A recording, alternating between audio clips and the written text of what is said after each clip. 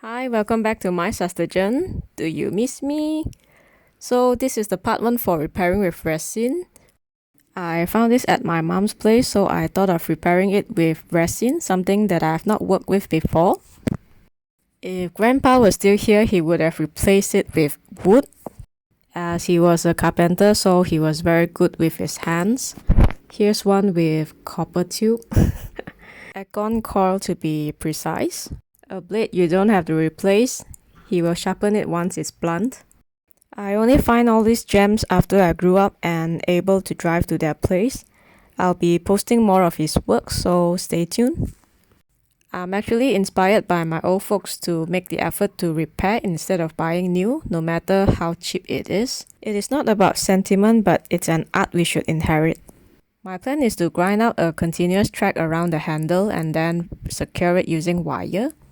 You can get instant AB adhesive from hardware shop, but I prefer clear finishing.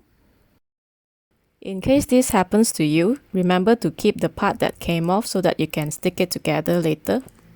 If you don't have a grinder, you can use knife or file to carve out the tracks. Some prefers to use solder gun, but there'll be hazardous fume, so make sure to wear a mask. I have a piece of paper clay over here, in which I mold out the shape of the scissors, then clean it, rub with oil for easy release later. The resin I'm using is A plus B, in which you can get online for 30 ringgit per 1 kg bottle. Follow the instruction to mix it thoroughly, then apply on the scissors and leave it to dry overnight. Here's the outcome the next day. Trim off any sharp edges so I don't get complaint from my mom. While waiting for this to dry, I went on to work with my mom's hair clip, which has broken near the spring part. You can watch this in the part 2 of Repair with Resin.